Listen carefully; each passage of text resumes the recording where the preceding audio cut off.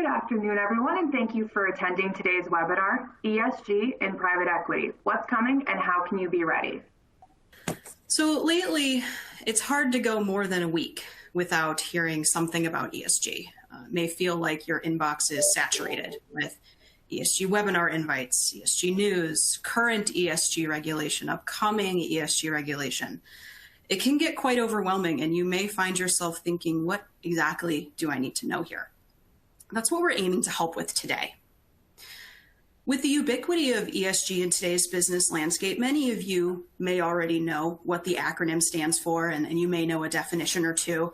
But for those of you who are unfamiliar, or as a refresher, ESG stands for environmental, social, and corporate governance. And it encompasses the consideration of all three of those factors alongside financial factors when it comes to making investment decisions.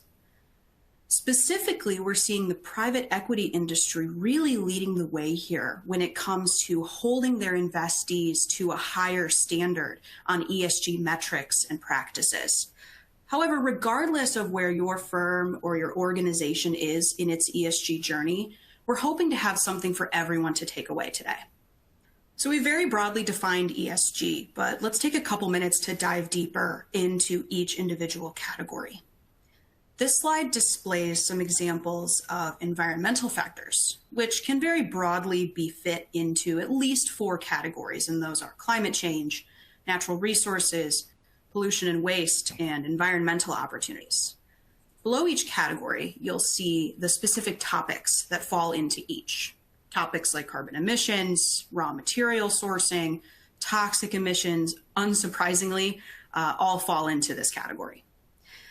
The other consideration here is that this is the category that's most likely to be subject to quantitative measurement as opposed to qualitative. Metrics like greenhouse gas emissions and water usage, you can imagine these can be measured and these can be disclosed quantitatively and are even more valuable disclosed quantitatively as opposed to qualitatively. The other consideration is that we've seen some recent developments as it relates to the real estate industry within this category.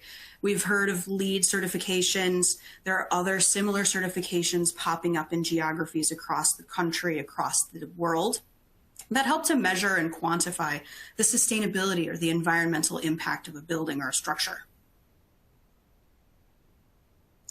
From a social perspective, the broad categories can be defined as human capital, product liability, stakeholder opposition, and social opportunities.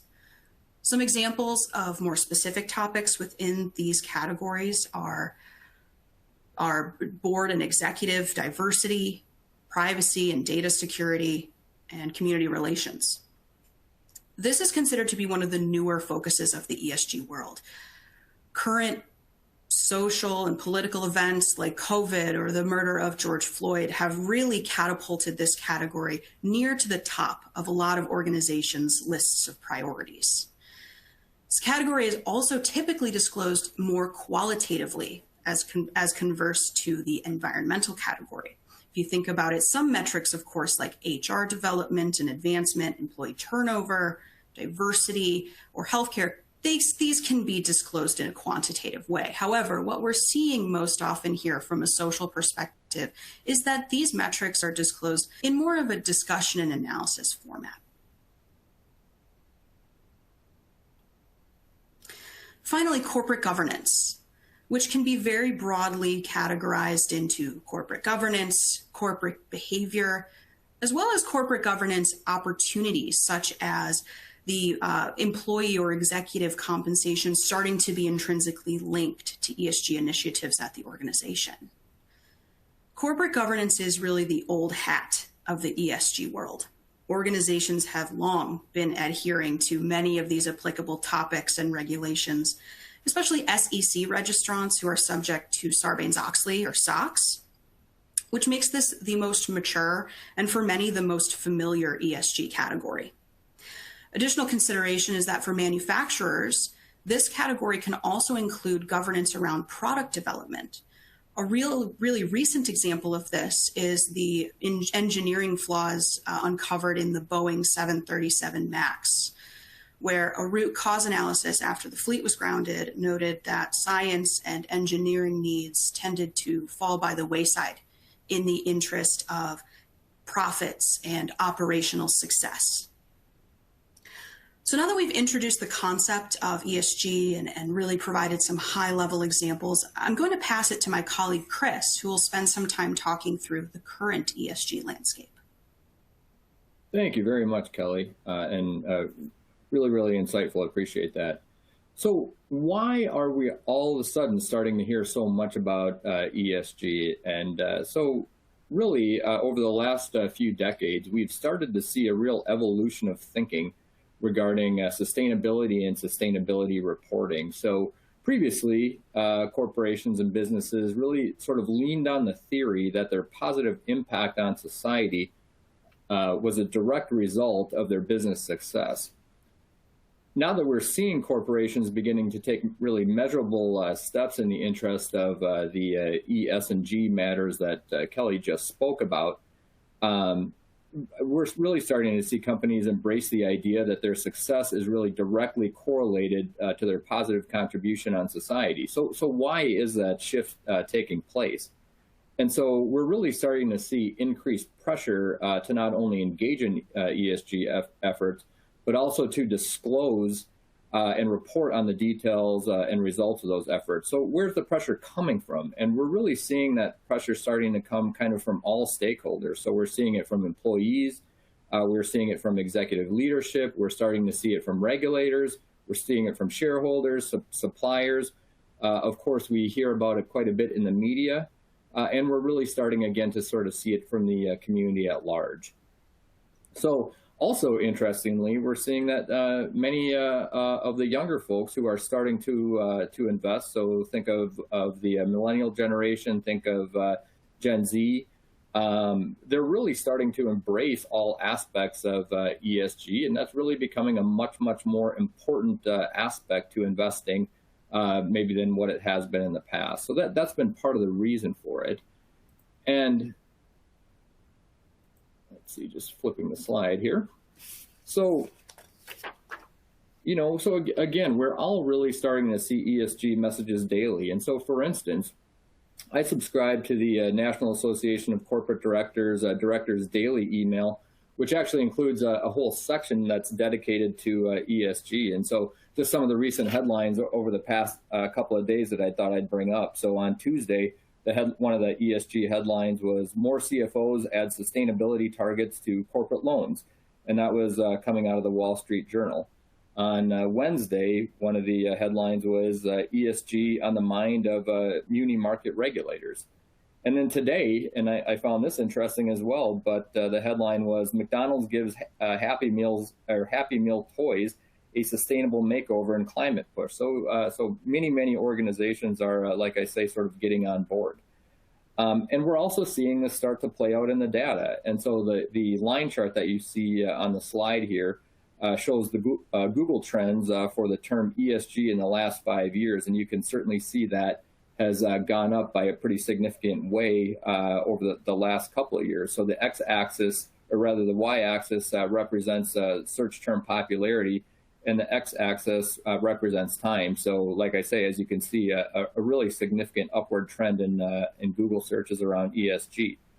And so again, what's driving the interest? And so we're seeing a number of things around climate change, and climate change has become part of what we're seeing in the news on a daily basis. Again, Kelly had touched on this as well, but increased visibility of social justice movements and issues. And again, calls to action from prominent financial services industry leaders and industry players. So think about the many comments from folks such as Larry Fink, who's the chairman and CEO of BlackRock, the world's largest asset manager, who's been incredibly vocal in his comments for companies and the companies that they invest in to engage and disclose on their plans to be compatible with ESG and a net zero economy. So with that, I am going to turn it over to Rick to talk a little bit further about the ESG landscape. So over to you, Rick. Great, and thank you very much, Chris. So when we go to, and if someone could move the slide forward one, for me because that's not working for me in this tech issue. Thank you.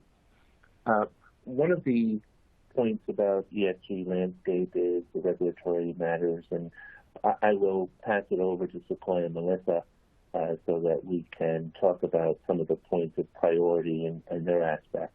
But from a regulatory point of view, obviously the person that is most focused on this is the SEC. And as an investment manager, you will probably face the most scrutiny from the SEC as well as state securities examiners. One of the points to make is whether or not, as an investment manager, you're actually subject to the SEC regs. And not for discussion in great length for this seminar, but you don't need to be an investment advisor, even if you are registered as an investment advisor, even if you have over the threshold amount, if you are a, say, real estate fund at a 3C5 or a mining fund at a 3C9, or you're doing LBO or acquisition.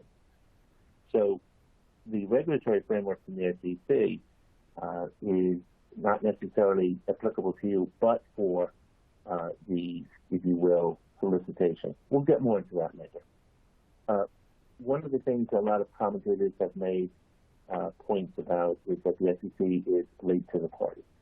And, Chairman Gensler made it very clear in recent points and his speech in July that it's important for the SEC to draft regulations that will stand the test of time.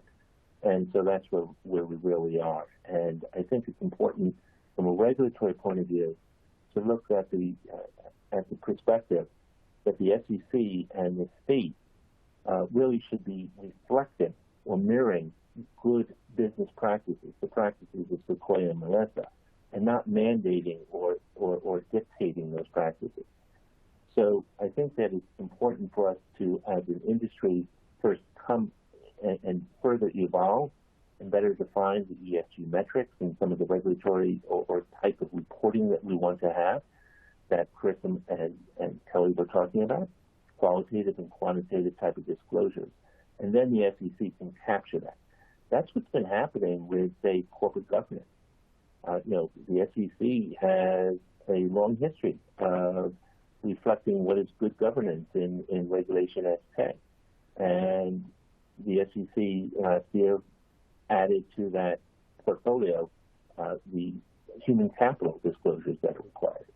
I think what will be of greater interest to people is the current ESG landscape from the perspective of the people who are the investment professionals. And so I'll first ask Melissa, and then if after she, perhaps Sequoia would weigh in on what they're seeing. Sure. Thank you, Rick.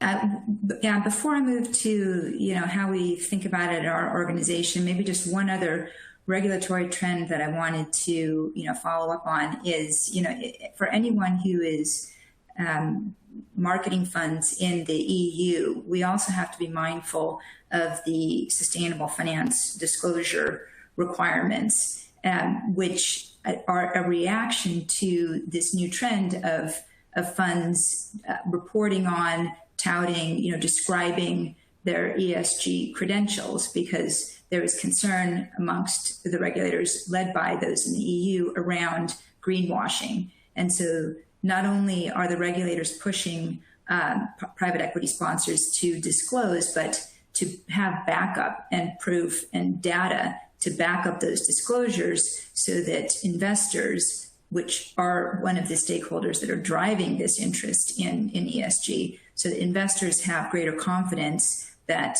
the claims are actually backed up by evidence that these sponsors are achieving these results with portfolio companies. Now, just to think about this in the wider context, when we first started thinking about ESG topics, I would say they were much more focused on the downside and the risks that our investors and our portfolio companies could be exposed to if we didn't think about environmental risk or what's happening with the workers and their rights and their safety. What happens to our investments if we don't have good governance and rhythms around that to drive portfolio companies towards improvements. and value accretion. In ESG 2.0, there's been more focus on some of those opportunities and developing a set of principles that firms can espouse, for ourselves and for our investors, and to let them know where we stand on these as a matter of principle, and what are those key principles that are going to motivate both how we approach which companies to invest in, and then how we guide them in our stewardship during the time that we own them. And I would say that's one shift in the landscape that we and other private equity sponsors, I think, have experienced as we dig deeper into what the wider stakeholders are looking for in terms of an ESG approach to private equity investing. Why don't I pause there and let Sequoia add in his thinking? Thanks, Melissa. I echo a lot of what you had just said around, the current ESG environment. There's a lot of momentum around it, but some of these policies and procedures that are just now getting formalized are really some of the key value drivers across private equity for the last 4 decades. These aren't new items, especially around governance and risk mitigation. That's been a key value driver in private equity for a long time. The benefit of the current momentum around ESG is it really formalizes those policies and puts a kind of a framework in place so that each investment opportunity, ESG is considered prior to making the investment, and the risks are continue to be mitigated post investment, but really it formalizes the process across the investment decision making environment. And with that, I'll give it back to you, Rick. Thank you. And I think that's an excellent point. And I think it's also important to, again, reflect that Melissa and Sequoia are talking about their practices that drive value.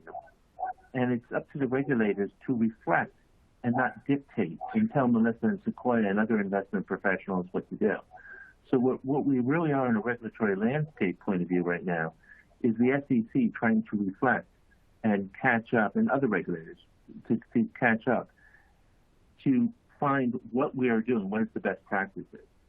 And that's been, the story of regulatory evolution for as long as I've been practicing law for, almost 30-something years. And the staff of the SEC will put in regulations, say Regulation SK, which reflects good governance, things that are necessary for information to be provided to the investment professional. And if we can go to the next slide. So one of the things that is interesting in a regulatory development as well is the increase in the number of rating agencies. And it's important, I think, for people to realize that as an investment professional, you're a fiduciary. And so it is not sufficient to just simply say that, this ESG rating agency or this investment that I made has a rating from a third party. You're supposed to do some due diligence and, for example, not that we need to poll the question, but if Baker Tilly simply did an audit by doing some inquiries and not doing the actual test work, that wouldn't be sufficient.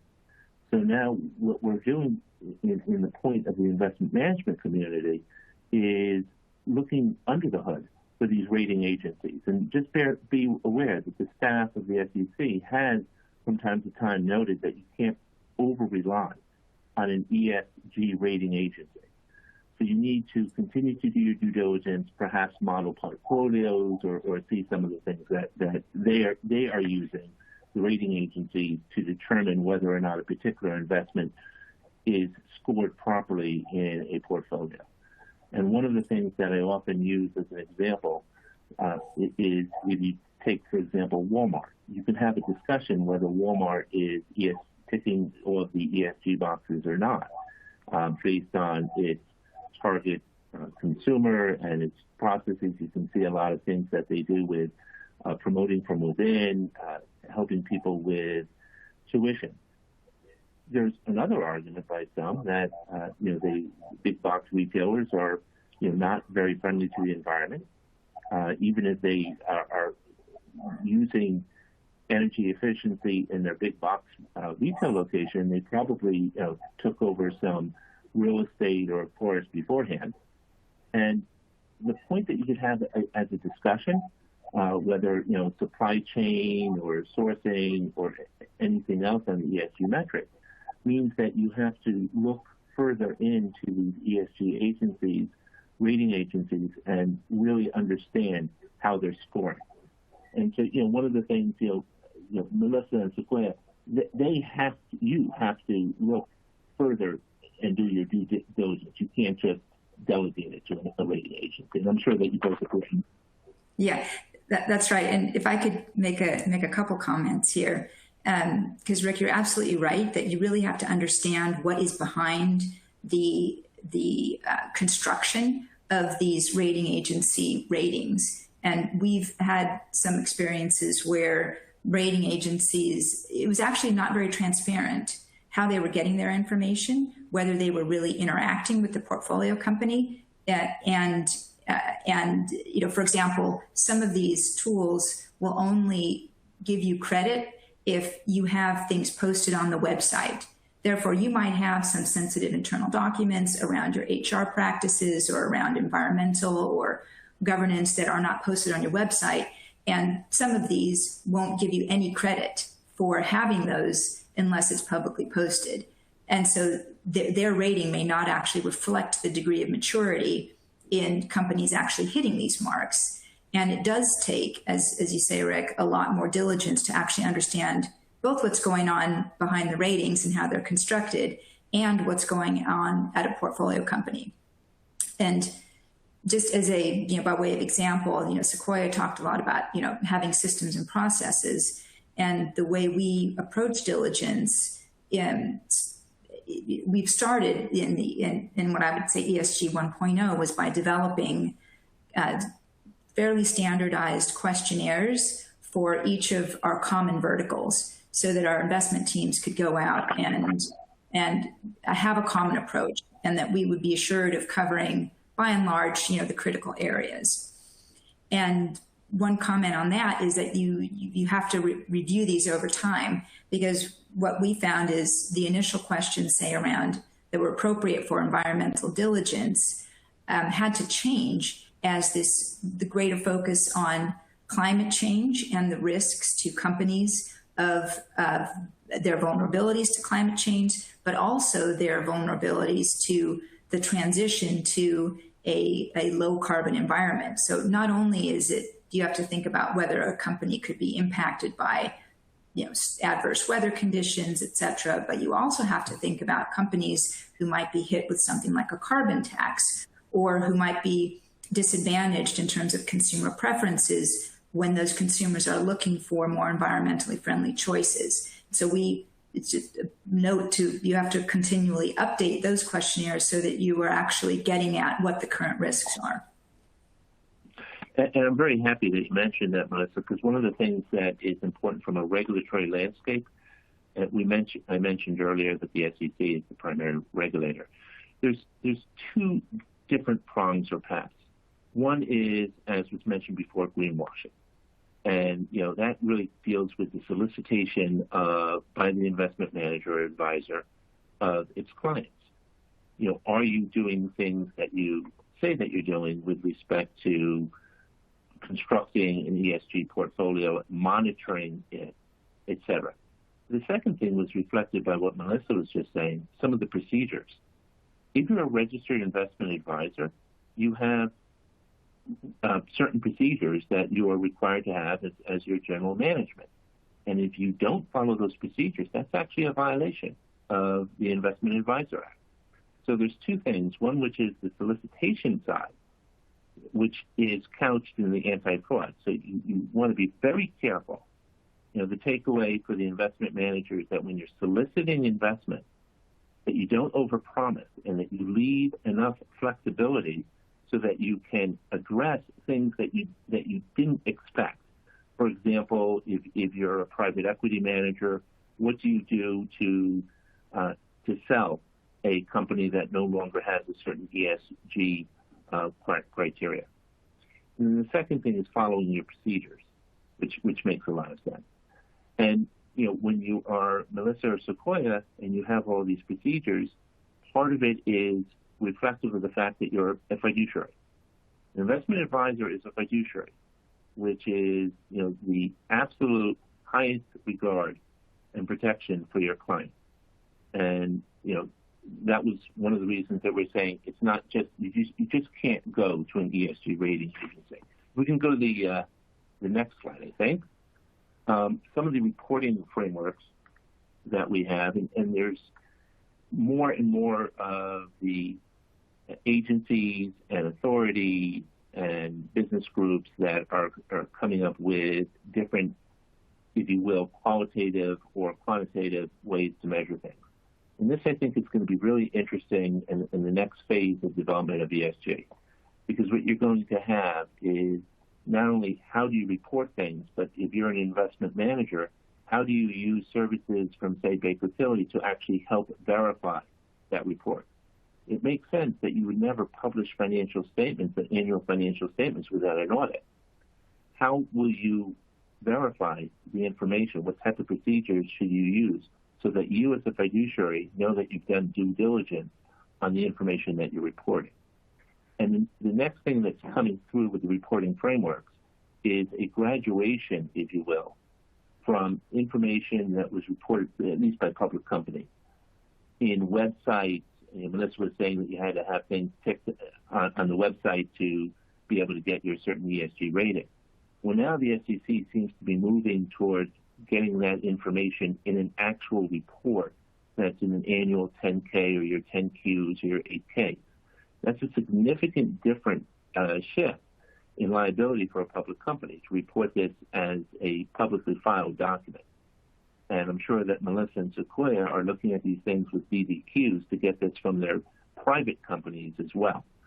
So you're going to have several tracks. One is actual information that's publicly available that is subject to the high standard of 10b-5, anti-fraud. And the second thing is the reps and warranties that will certainly be expanded and has been over the years by Melissa, Sequoia, and other investment professionals over the years to get the information from the private company.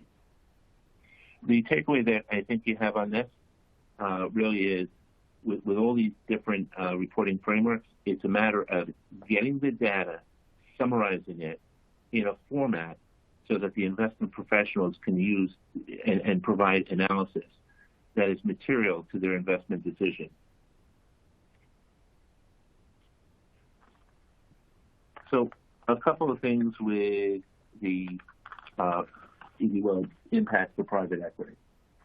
And, I think that one of the things I'd like to do is turn this over to our presentation to Sequoia.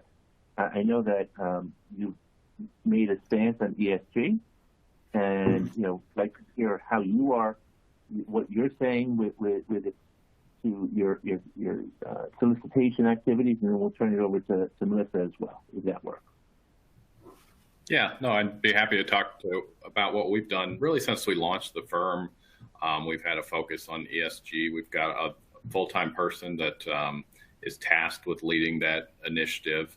But we're a small firm. We don't have the resources of a big, large international firm, and we've really relied on Baker Tilly to help us put the policies and procedures in place. And we've all have a lot on our plate, so we don't gather information for just information's sake. If we're gathering the information for ESG purposes, it has to really impact our returns and be a key value driver for our investment decisions. So again, we've worked with Baker Tilly and their professionals to help put together policies and procedures and information gathering documents that really focus on the areas that we're already looking at, but really didn't have a formal policy in place to gather that information. And that's where we see the biggest value out of ESG. And especially the last 18 months dealing with all the health and risks to our employee base. I mean, every employee that relies on us for their welfare deserves to work in a healthy environment. And with the pandemic going on, I mean, this ESG, the framework and policies we had in place helped us address this across the portfolio and really across our employee base in large. Thank you for that. And Melissa, I know that as you mentioned before, Bain is incorporating ESG. Can you give us a little bit more color on how you're bringing this in and how you're communicating with your clients and as part of the sales process as well? Sure. How is ESG becoming more important? Yeah. So as I mentioned, our approach to ESG has evolved over time from being more focused on, what are the key risks that we need to understand and incorporate into our investment decisions, to having a principles-based philosophy where we've now hired a new head of ESG, and she's, worked with the firm's leaders to help the firm articulate, what are our ESG commitments, aside from just where we see the biggest risks. And so those are active governance and stewardship, sustainable growth and reducing climate impact, fair employment, opportunity and well-being, diversity, equity and inclusion, and community engagement. And by having these principles, because ESG, especially when you're a control stake investor, there are so many things that we could be doing to help companies improve the way they approach these topics. But by having these 5 pillars, it enables us to have a common view and goal when we work with our companies, because increasingly we're finding companies looking to us as the sponsor to help them formulate ESG policies. So it isn't just about risk, it's about how do we help our companies incorporate these into their regular governance of their businesses to address many of the issues that Sequoia talked about and others. And Rick, you mentioned materiality. That's another concept, because if you recall those slides that Kelly had in the beginning, there are any number of issues that one could focus on. And so by starting with a lens where you say these are the 5 core pillars, and then you introduce a materiality review where you say, well, what's most important for this particular industry and this particular company, then you can focus in on what are those key drivers that are going to make the most difference to the companies and people and communities that these businesses participate in. And so that is how we talk about this issue now with our investors, is by starting from both a top-down approach in terms of our values, our firm values, and then a bottoms-up approach of what is going to be material to that particular portfolio company, and then having a standardized way that we talk about these issues at our investment committee, in our portfolio review, so that we create accountability throughout the life of the investment. We're not just talking about ESG when we go in, but we're talking about it over the course of our stewardship and our engagement with portfolio companies around how we can help them, improve and achieve better outcomes on all these principles, which we've collectively decided are what we are going to live by. Perfect, and thank you. And I think that you made a spectacular point. It's the investment decision as an investment manager. It's not just when you make the acquisition, but it's, as you said, the stewardship of the investment. And so it's an ongoing process, not a one-time thing and forget about it, put it in a drawer. And I think that it's also important, I think it was Sequoia was mentioning this before, but ESG really can be thought as part of your investment discipline for profitability. I know that there's been a lot of discussion about ESG portfolios, whether they outperform or underperform, but the simple fact of the matter is that each of these metrics are important to the long-term benefit and value creation of your investments. I very often thinking of a pension fund executive that at a real estate conference was saying that we are interested in green buildings. And everybody was thinking about sustainability, and the pension fund manager said, no, we mean cash flowing. And so when you look at the pecuniary benefit or objectives of a portfolio manager, you also are looking at the stability of the cash flow. And obviously, if you have a large carbon footprint in your real estate portfolio, you're more subject to investment variations or cash flow disruptions. And so it all is part of the same thing. ESG is not in itself its own portfolio. ESG are part of the disciplines that you use to create a very valuable portfolio.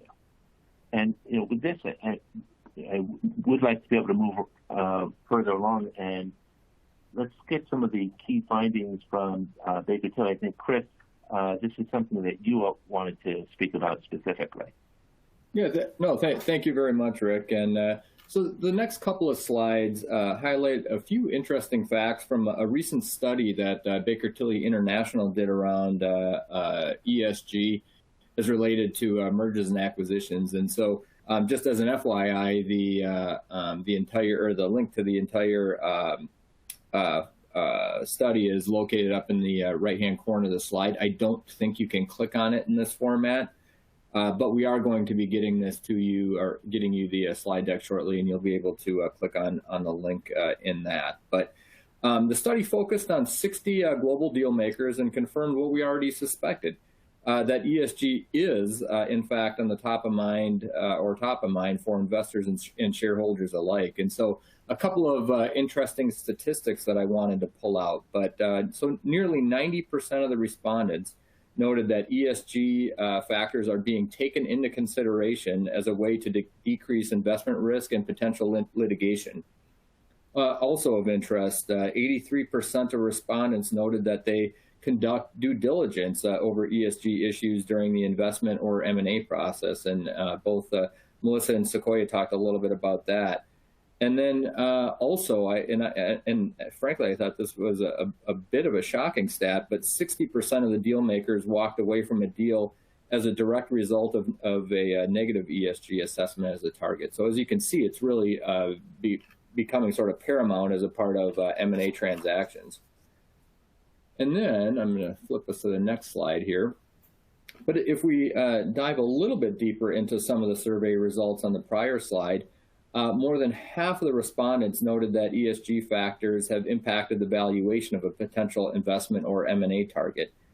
And what's especially interesting is that 18% of respondents noted that a negative ESG assessment actually decreased the value of a target, or in some cases, we just heard that the potential buyer may in fact even walk away. So in other words, this shows that while considering and tracking ESG factors is really a positive, and we've talked about a lot of the positive aspects throughout our conversation here, but not considering ESG factors can actually decrease a company's value. And so the bottom line really is that as the popularity of ESG continues its upward trend, we can only expect to see these trends around M&A grow. And so, Rick, I'm going to pass it back to you to talk a little bit about the future of the ESG landscape. Thank you very much, Chris. And, in the interest of time, I think it's important for us to just realize this is an evolving state of affairs, because you have different parts of the regulatory landscape with the SEC, state commissioners, including insurance commissioners that have authority over investment portfolios, banking commissioners are all looking at this. The AICPA is looking at providing greater reporting frameworks, and you have the Department of Labor, which is a very key point for investment managers that are doing pension funds. There was a U.S. Supreme Court case that mentioned that the fiduciary duty was discharged only when you looked at the pecuniary benefits or metrics of an investment. Department of Labor has gone back and forth between administrations, the Obama administration, the Trump administration, and the Biden administration, as where it lands as to how much of ESG or other factors other than just the monetary benefits or expectations of your investment can be part of your investment decision. And that will continue to be developed. I think the takeaway here for investment managers is, pretty much, whether it's with your accounting firm, law firm, try to get a quarterly update at least as to what is the newest development, because the SEC has announced that they expect to bring in greater or more regulations with respect to climate change, and we are really looking forward to the SEC coming out with more regulatory guidance with respect to ESG, and it's something that you have to stay tuned to. A point about ESG metrics. This I find a little bit fun as a lawyer. House of Representatives passed a bill saying that ESG metrics should be considered, and the SEC commissioners were saying, well, it's up to Congress to decide what is the ESG metric. When you look at ESG metrics and some of the things that will likely be announced by the SEC, it might be instructive to look at the regulations on human capital, an amendment to Regulation SK. And there the SEC asked or demanded that public companies provide additional disclosures regarding their human capital. One thing that wasn't defined in the regulation is the actual term human capital. And what you're able to do is look at a lot of the institutional investors, including pension funds, and some of the important factors that they consider in their investment decisions. And so we just made a few references, that are leaders somewhat in the idea of ESG metrics.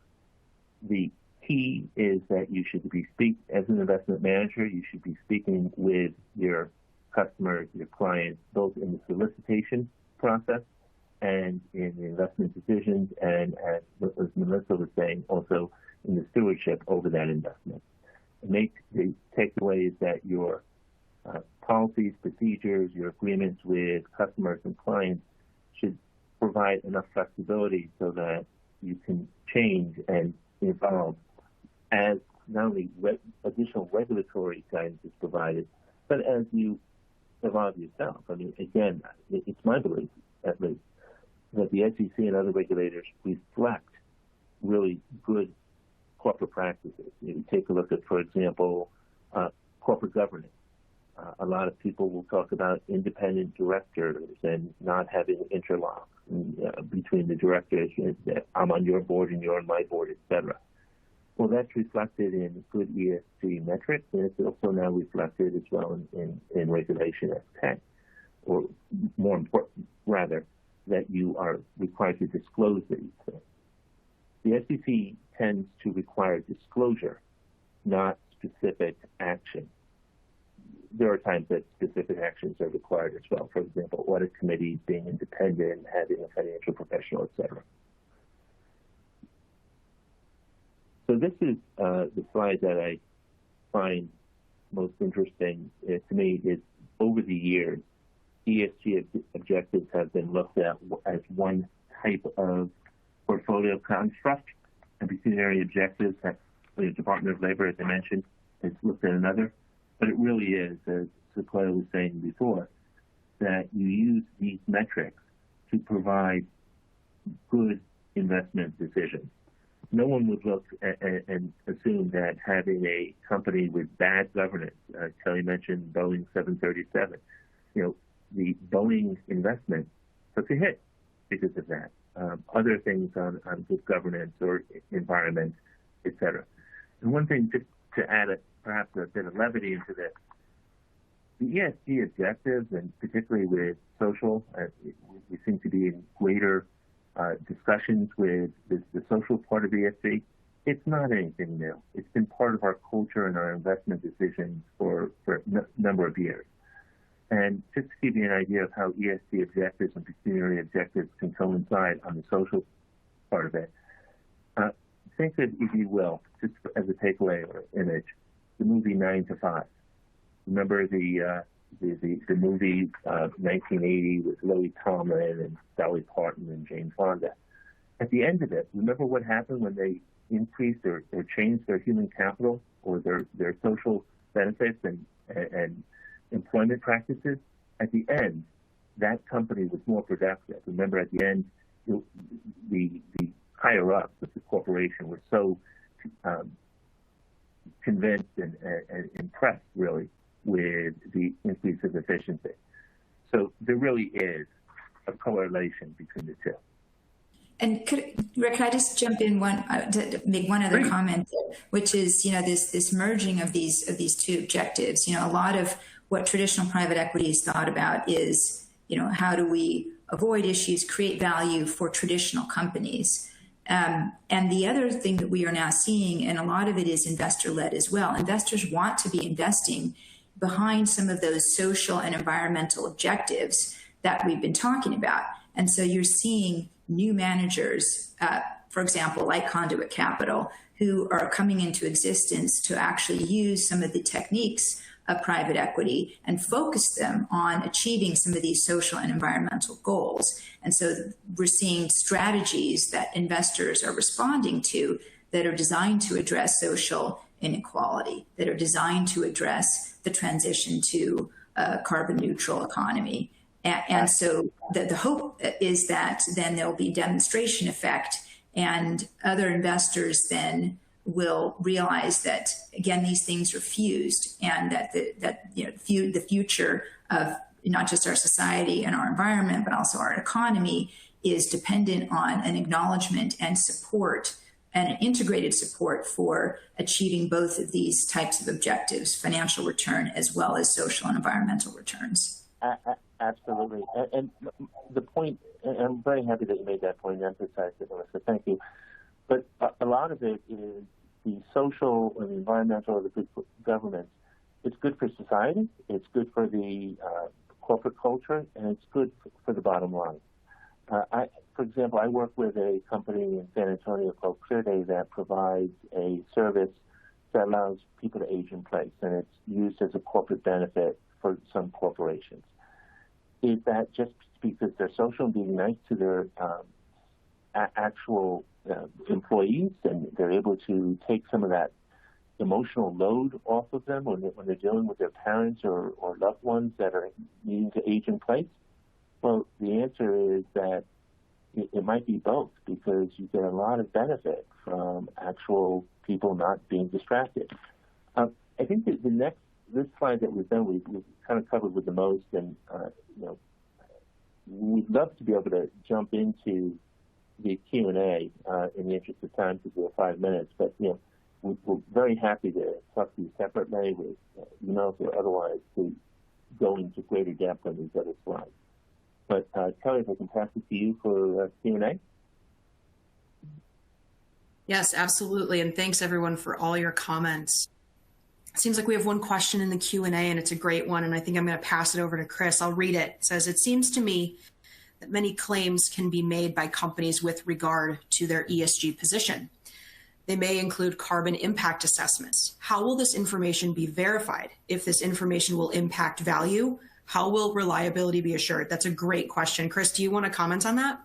Yeah, and happy to do that, Kelly. And I would ask certainly Rick to jump in here as well. But I think that's part of the question that we're all really grappling with at this moment is how do we verify ESG claims? And so that, like I say, that I know the accounting industry is working towards that, and I believe that the legal industry is working towards that too. So.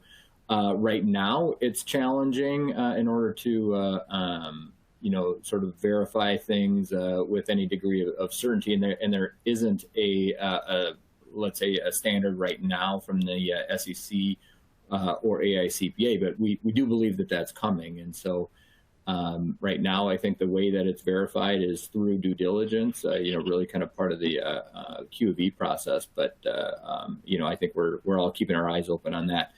Rick, any other thoughts or comments there? Yeah, I think that the way that you verify it is reflective of the policies and procedures and your agreement with your customers. This is a presentation focused on the investment advisors. And so what you should be doing is coordinating, the way that Melissa and Sequoia do with their customers, saying this is what we do. And these are the type of metrics that we're going to be able to provide to you, or that we get from our investment, our portfolio company. Chris, you, Kelly, and I have been talking a lot. I used to be a CPA, but there's a lot of information that is available through non-financial management reports, particularly payroll data, that you are able to get your hands on, summarize, and report. And so I think that the way that audit is an evolving process. I mean, the way that you do an audit now is a lot different than when I was doing them. There's a lot more FASBs and such, but I think that what we'll be doing is getting greater control over the data that's available in management reports and how we quantify it. As Kelly mentioned, some of the things are very easily capable of being quantified. For example, your carbon footprint, the energy efficiency of a building. Other things, particularly with the social idea of it, we're going to need other things. And I think the test for Melissa and Sequoia and other investment professionals is to find those ESG metrics that they find have a greater correlation to efficiency and profitability. And so how do they get that information to know that people do have, for example, independent boards or good human capital practices? And just to follow up on that, Rick, and you made a great point about the frameworks. And so the slide, I believe that we covered the frameworks on a little bit was on slide 14. And so part of that is figuring out which framework works best for you and then following that framework. And I think that helps. And from the legal point of view, remember what you say in your customer agreement is what you're obligated to do. So make sure that it's flexible enough and keep those terms in mind. Perhaps it's worthwhile for us to just wrap up with a takeaway from each of us. Maybe Kelly, your takeaway as we're about to end the conference. My takeaway as the representative millennial of the group here is that ESG is here. It's not going away. I think we are going down a path of no return here with ESG, which to me is a wonderful thing. I'm excited to see where the road turns in terms of regulation, in terms of the assurance opportunities that it will offer to us. And I'm really happy to have been able to introduce it all to you today. And Chris, your takeaway? My takeaway, Rick, is really pay attention to what's happening, especially at the regulatory level. I think we're going to see some real changes and some things come out from the regulators on this that's really going to help us continue to sort of guide where we go. Perfect. And Sequoia, you want to add your takeaway for the investment managers? Sure. My big takeaway, and you had touched on it earlier, I mean, the frustration with ESG is the lack of clear guidance and correlation between investor returns and ESG. But having gone through the process of putting policies in place and procedures in place, just the discipline around that procedure cannot help but add to your investment returns. So anybody that hasn't gone through that process, I encourage them to go through the process. And if you're like us that don't have the resources to do it yourself, I mean, we work with Baker Tilly. I encourage you to work with your providers to really walk through that process and put formal policies and procedures in place. Yeah, and I can just add that there are definitely more in-depth and more sophisticated requirements that we investment advisors are going to have to pay attention to, whether we're pursuing traditional private equity strategies or whether we're pursuing more, say, innovative strategies that are focused on achieving, specific environmental and social objectives. And there are a range of providers out there that can help with data gathering, uploading into software for manipulation so that you can understand and see that data, law firms and accounting firms that can help with the frameworks and with audits and with materiality, understanding which are those key factors that are going to drive risk or performance. And you're going to need new kinds of experts, and so they're out there. You have to find them. And then I guess the last point is we've talked a lot about the ESG metrics. There's a whole other world of impact, and how do you do impact reporting, and how do you report on those social metrics in a way that is comprehensive, understandable, and quantifiable. And that's going to be one of the challenges for those private equity type investors who are, looking to, say, push the boundaries on blending financial return and social objectives. Great point, Melissa. And my takeaway is that in ESG, from a regulatory framework, it is the investment professionals, the lawyers and the accountants that are going to lead the way. Because in my view, the SEC and other regulators reflect good practices. And even if they come out and mandate certain things, that's the baseline. That's the minimum. And you as investment professionals probably want to go above the bare minimum. I think that ESG is eclipsing, the pecuniary objectives, and that they really are together. And the last point I would make is that as you're dealing with reporting, the people who have information are your accountants and to a lesser extent the lawyers, but all of the information is running through your balance sheet, running through your books and records, or running through your operational things that are being used to verify.